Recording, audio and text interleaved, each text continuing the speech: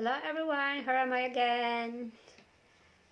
Continue reading the Bible story from the book of Genesis. And again, I beg your pardon for if you think that I can't read the stories properly or deliver it properly.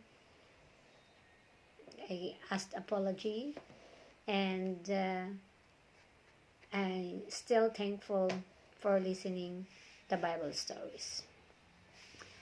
The stories that we're reading today is the story of Joseph, the son of Jacob.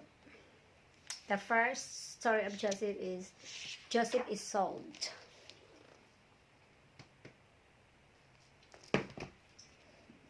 Jacob had 12 sons and a daughter. They pitched their tents at Bethel, where God had spoken to him when he had left home to escape from Esau's anger. Jacob said to his family, "Now you must destroy all those idols you have brought with you. You must worship the Lord God." So he built an altar there at Bethel and worshiped. God blessed him, saying, "I gave this land to Abraham and to your father Isaac, and now I am giving it to you and your descendants." Jacob's favorite sons were Joseph and Benjamin, who was the youngest. When Joseph was 17 years old, Jacob gave him a lovely colored coat.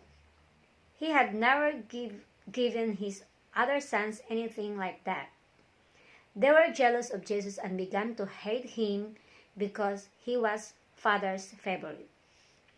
One day, Joseph said to his brother, "I had a dream last night, and you were all in my dream. We were binding sheaves of corn. My sheaves stood upright, but all your sheaves stood round and bowed their heads down toward my sheaf." But Joseph's description of the dream made his brothers hate him more than ever. "Do you think that we are all going to bow down to you one day?" they asked. Then Joseph had another dream which he told to his father as well.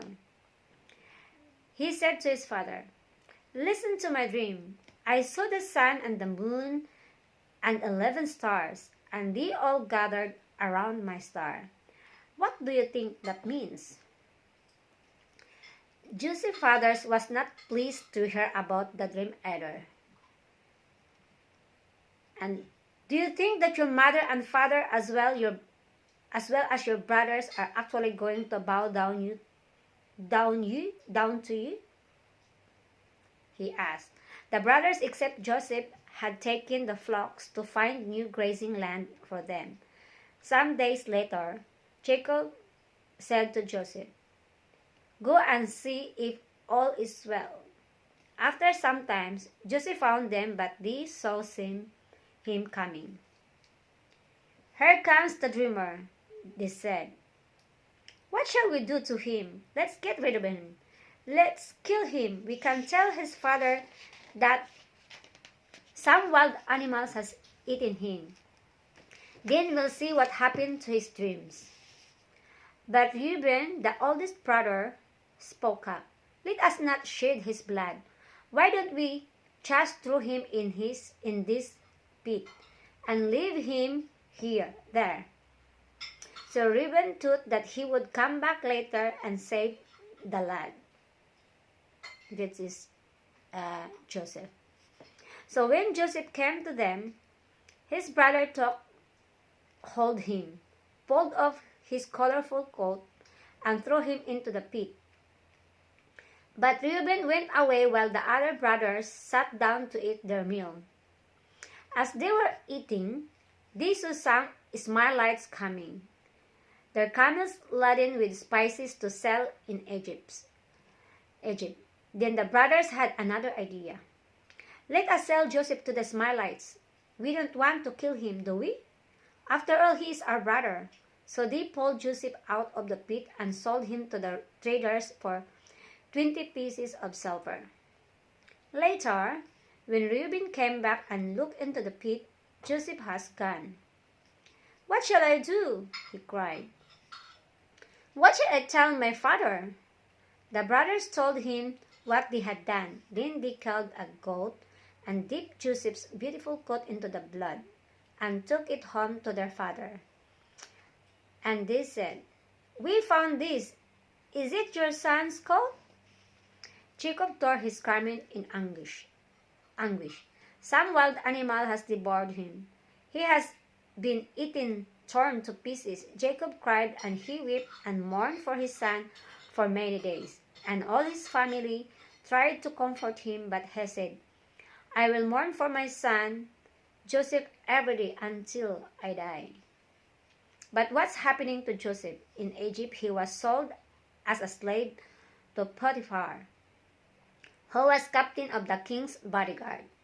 Joseph became Potiphar's slave and worked in his house and on his land.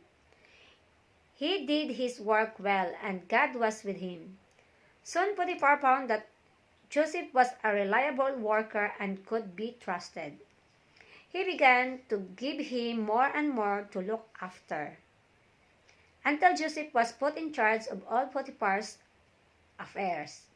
"Since you have come, my house has been a very happy one, and all has gone well," Potiphar told to Joseph.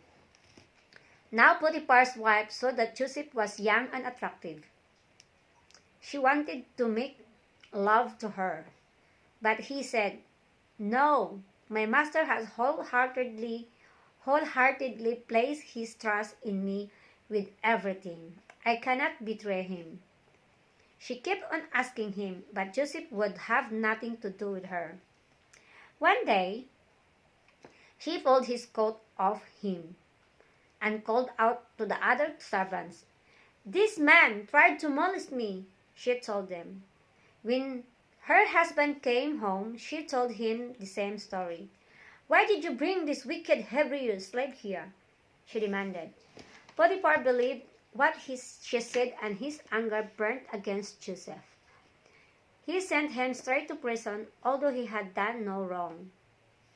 But the Lord was with Joseph in prison too. Joseph behaved himself and worked so well that the jailer put him in charge of all the other prisoners. Whatever Joseph did and whatever Joseph was, God blessed him.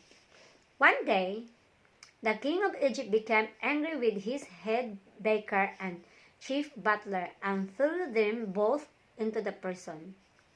They both had a dream one night. In the morning, when Joseph saw them, he said, "What happened to you? Why are you looking so glum this morning?"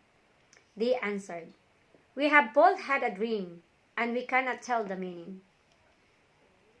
Joseph told them, "Everything has the meaning, and the Lord God knows the meaning. Tell me your dreams."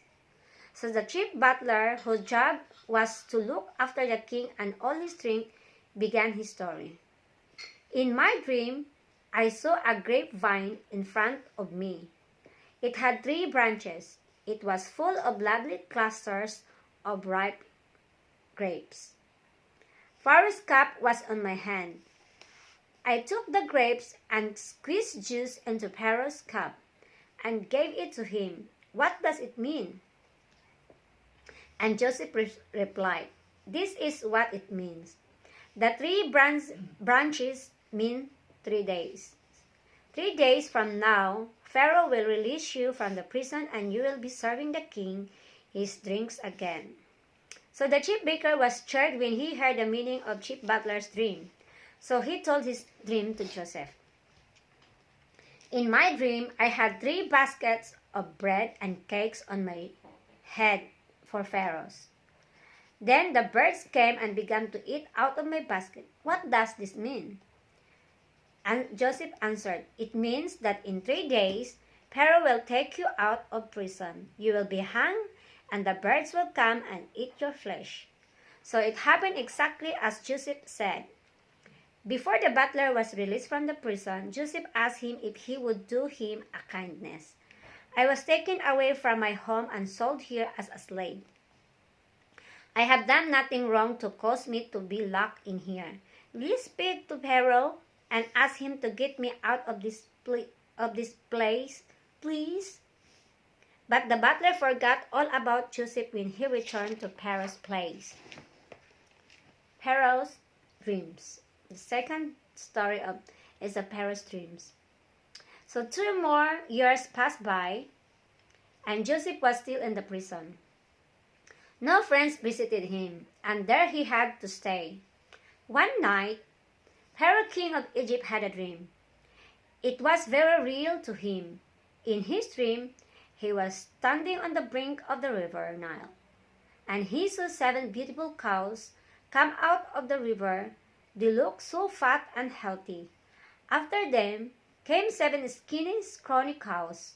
The thin, ugly cows then ate up the lovely, plump ones. Pharaoh awoke and was troubled. After, he fell asleep again and had another dream. Now he saw growing 7 ripe ears of corn, looking healthy and good. 7 more ears of corn appeared, all shriveled up by the hot east wind.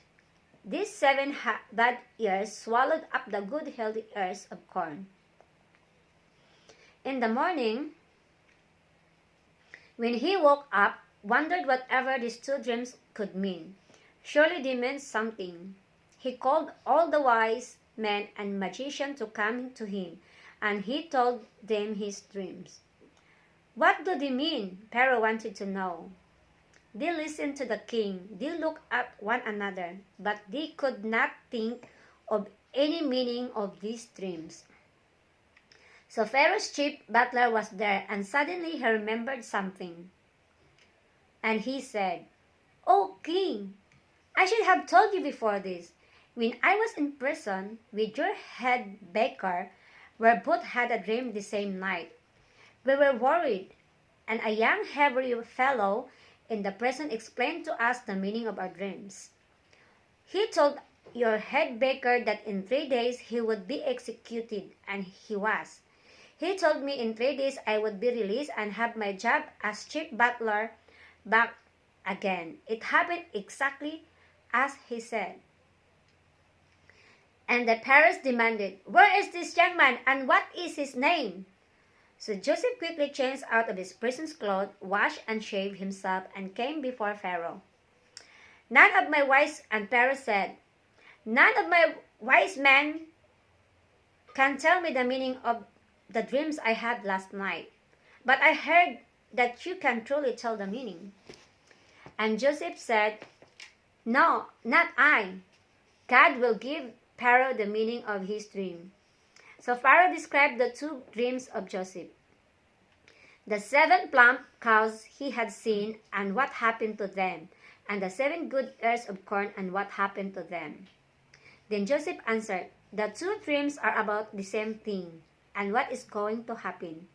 God is showing Pharaoh what is going to do. The 7 good cows and the 7 good ears of corn represent the 7 years. There will be 7 very good years of harvest, and there will be plenty for both cattle and men to eat. But in the next 7 years after this period of plenty, there is going to be drought and a terrible famine. And there will be no food for the people. Men and animals will starve. God gave the dream twice to Pharaoh so that you will know that this is certainly what will happen." Now, Joseph continued to the king, "Let Pharaoh choose a wise man to arrange the construction of a great buildings in which to save the grain, so that food may be stored up during those good harvest times which are coming. Then you will have food for the people when the famine comes, and they will not die. Let Pharaoh appoint men throughout the land to see that the grain is saved and not wasted during the next 7 good years." That is what Pharaoh should do.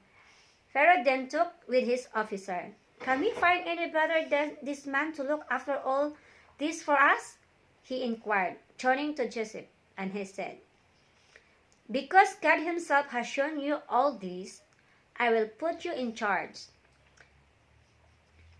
Whatever you whatever you say is to be done, shall be done. I am giving you authority over all the land of Egypt. No one except myself shall be greater than you."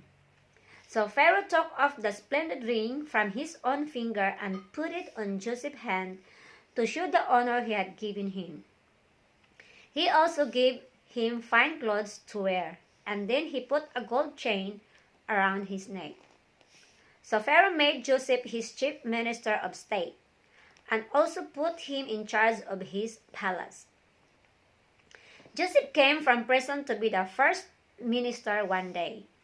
He rode in Pharaoh's chariot as a second in command, and traveled throughout the land to organize the work of building granaries and storing the harvest. Soon it all began to happen as Joseph had said. There were 7 years of bumper harvest, and the grain silos overflowed. Joseph was not 30 years old. He married, and 2 boys were born to him. The 7 years of plenty came to an end, and the 7 years of famine began. In all the countries around, the crops failed, and the people began to grow hungry. But in Egypt there was plenty of food. People from other lands heard that there was plenty of grain in Egypt, and they came to see if they could buy some. Pharaoh sent them to Joseph. He opened up the granaries, and he sold them the grain he had carefully stored away. The next is the Joseph brothers.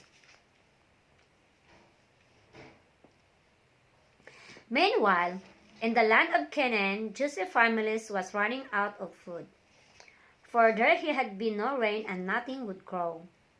When Joseph's fathers heard that there was corn in Egypt, he said to his son, "Why don't you go down to Egypt? I heard that they have plenty of grain to sell there. If you do not go and buy some, we shall all starve to death." So Jacob's 10 sons therefore saddled their mules and made their way to Egypt. Benjamin, the youngest, they left behind, for he was his father's favorite son. Now that Joseph had gone, and his father did not want anything to happen to him. When they arrived in Egypt, they found many people from the lands who wanted to buy corn as well. As Joseph was the governor of all the land and in charge of all the sale of grain, the brothers were sent to him. The last time the brothers had seen him, he was only a lad of 17. Now he was dressed differently from them. His face was shaved, and his hair was arranged in the Egyptian way. Around his neck was Pharaoh's great gold chain. Servants waited on him. Men weighed out of the grain. Others collected the money and kept a record of what was sold. It came to the turn of these 10 shepherd men from the hills of the land of Canaan to ask Joseph for food for their families. They looked at him with great respect and bowed down in front of him, without thinking for 1 minute who he might be. But Joseph recognized them, and he remembered his dream of long ago. They were his own brothers. The dreams had come true. Here they were bowing down before him, just as it had been in his dream. Joseph wanted to tell them who he was, and to ask about his family and the younger brother who was not with them. What sort of men were they now? Did they have hard tooth in their hearts, as they had when he had last seen them? He scowled at them. "Where do you men came from?" he demanded. "You are spies, and have come to spy out the land. What are you doing here?" And they protested, "We are not spies. We are all brothers from one family. We came from Canaan, and there are honest men. Our father had 12 sons, and one is dead and the other is at home. We have come only to buy food for our families. They are hungry." Joseph was very happy to hear that his young brother Benjamin was alive and at home, but he still spoke sternly to the brothers. "How do I know that? You are spies. Suppose you prove that you are a true man. You will not leave Egypt until I see your other brother. One of you will go and get him and bring him here. Then I shall know whether you have a younger brother or not." With that, he put them all into prison for 3 days. After 3 days, Joseph saw them again.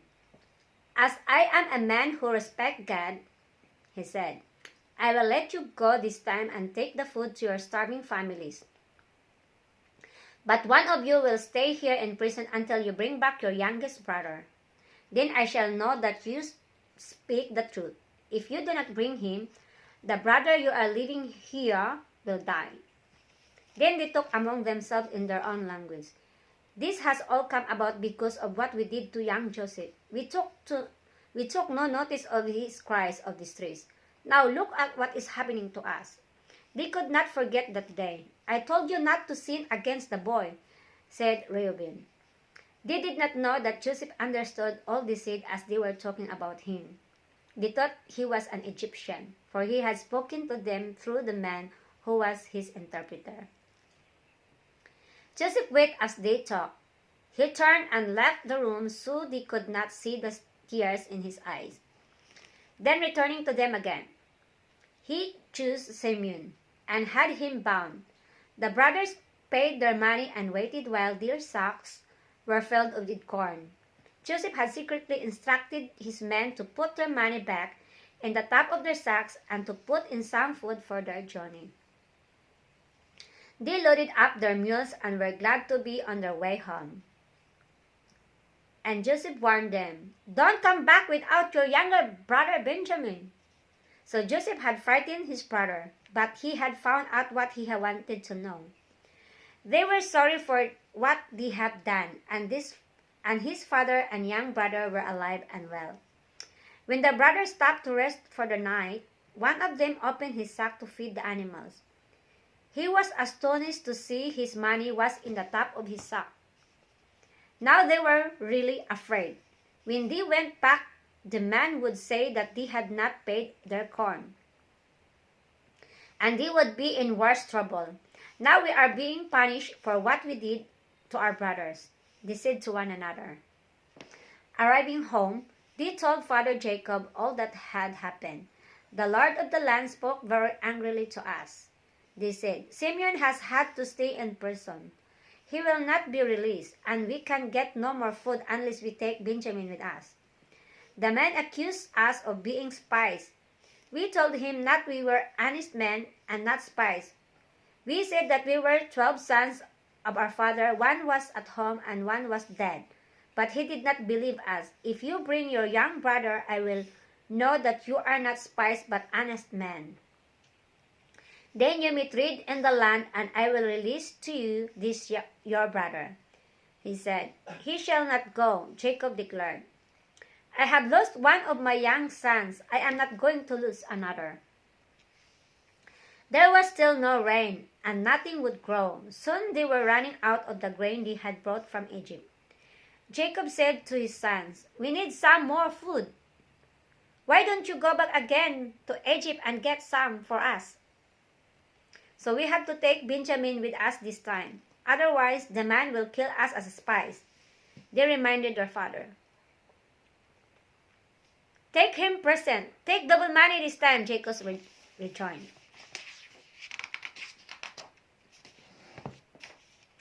"We have to take our brother," the son insisted.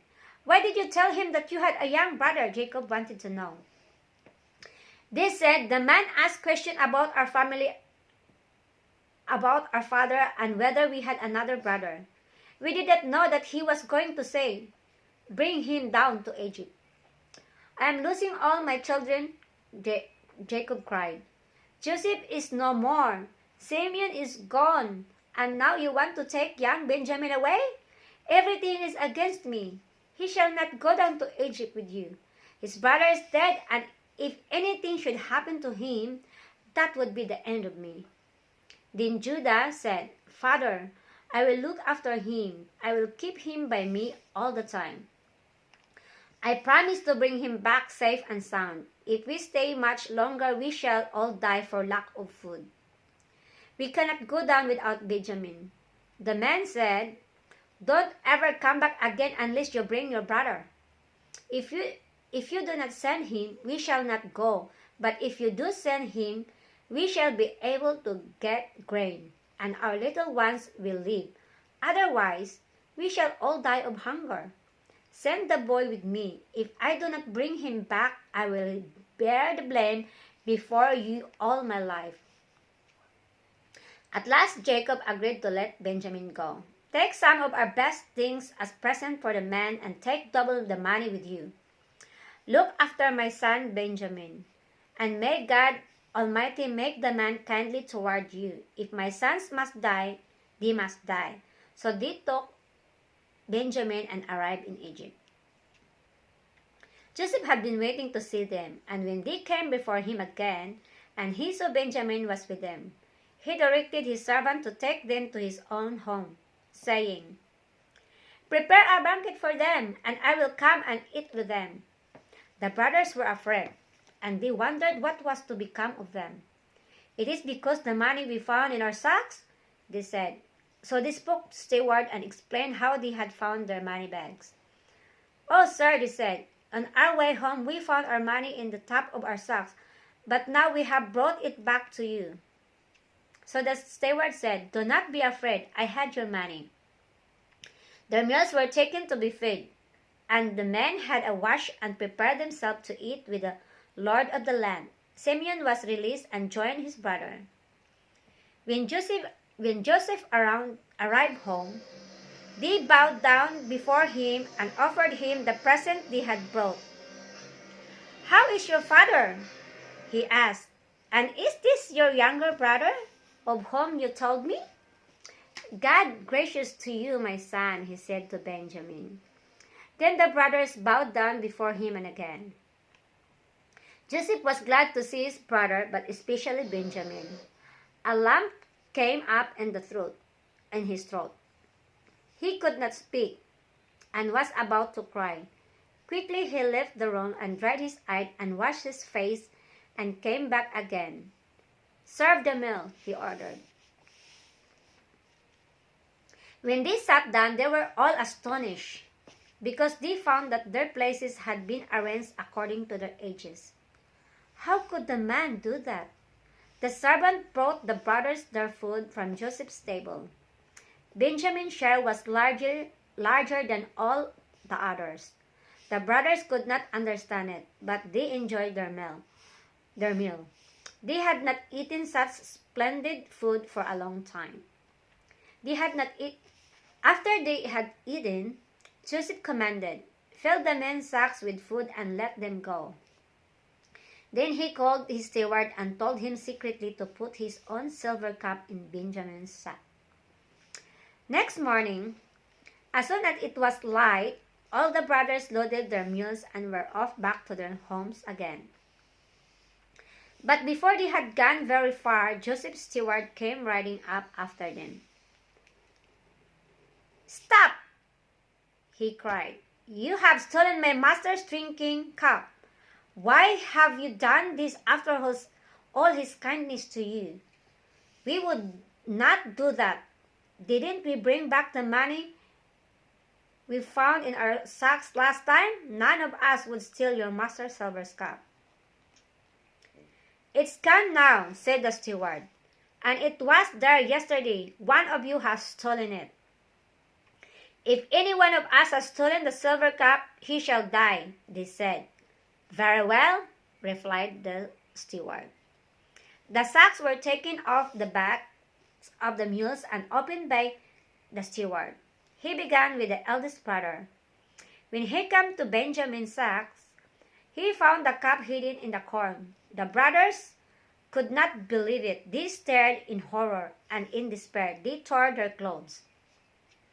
"You will have to see my masters again," the steward declared. The animals were loaded. They turned back again to the city and arrived at Joseph's house. Once more they bowed down before him. "What can we say? What can we do? God is punishing us for our sins. We will be your slaves. Only the one in whose sacks my cup was found," said Joseph. "I am not going to punish you all. The rest of you may go home to your father." Joseph wanted to know whether they would leave their brother behind in Egypt. Then Judah went up to Joseph. "May I speak a word to you, my lord? I know that you have the power of Pharaoh himself, but do not be angry with your servant. You asked us about our father and our younger brother, whom our father dearly loves. You said to us, your servants, 'Bring him down.' We told you that our father would not let him come, in case anything should happen to him. He has already lost one son.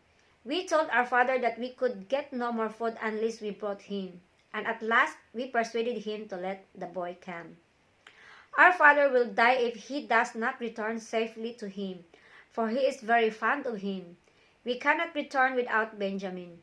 Besides, I promised my father that whatever happened, I would keep my young brother safe and bring him back again.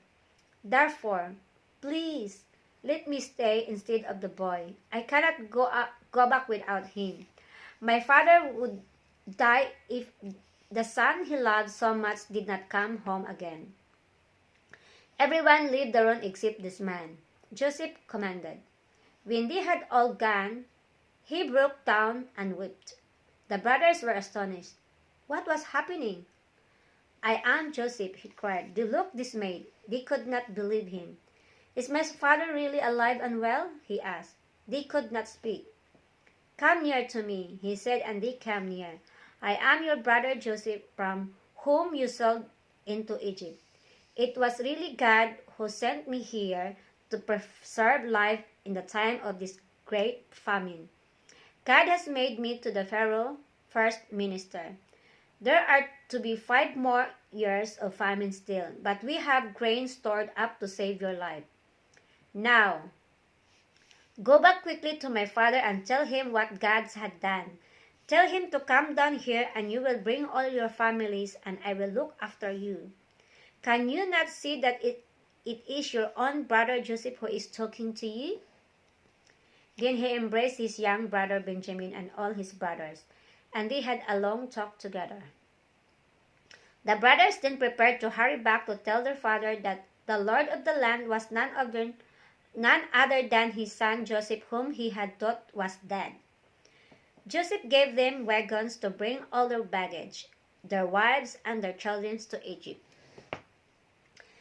"See that you do not quarrel on the way," Joseph warned. So Jacob goes to Egypt.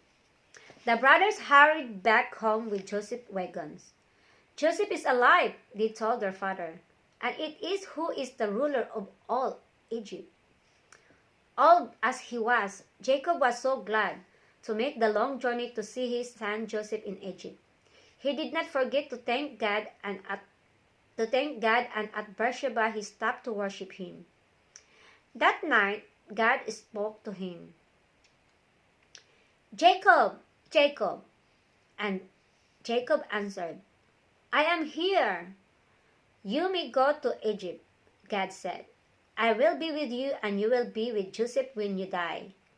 Many children will be born to your sons in Egypt. Your family will grow and become a great nation. But one day, they will come back to this land which I have promised to give your family." So Jacob and all his family continued to Egypt. So Joseph's chariot was made ready, and he went to meet his father. When they met, they threw their arms around each other, and Joseph wept. Then Joseph told the king, "My father and all his family have arrived." And he took them to see Pharaoh. Jacob blessed the king of Egypt. Then they all went to settle down in the good land of Goshen. There Joseph saw that they all had enough food to eat. He often saw his father Jacob, who told him about God's promise to Abraham and Isaac. He also told Joseph about the times God had appeared to him. Jacob reminded his son that God had said that family would go back one day to the land God had promised them. Before Jacob died, he called all his 12 sons together to his bedside and talked to them about God's purposes for them. When he had finished, he blessed each of his sons, bowed his head, and died. Joseph asked Pharaoh for permission to take his father's body back to his own land to be buried there. So Joseph, his brother, and many officials from Pharaoh's court all went to Canaan land to bury Jacob. Then they returned to their families in Egypt. So that's the last story in the book of Genesis. So God, as Joseph experienced all the hardship, but at the end God blessed him and make a ruler on Egypt, which God had promised for the descendants of Abraham. So next time, I'm reading for the next book in Exodus. The next stories, Bible stories in the book of Exodus. I hope you get a lesson on the story. Thank you for watching. God bless all. Bye.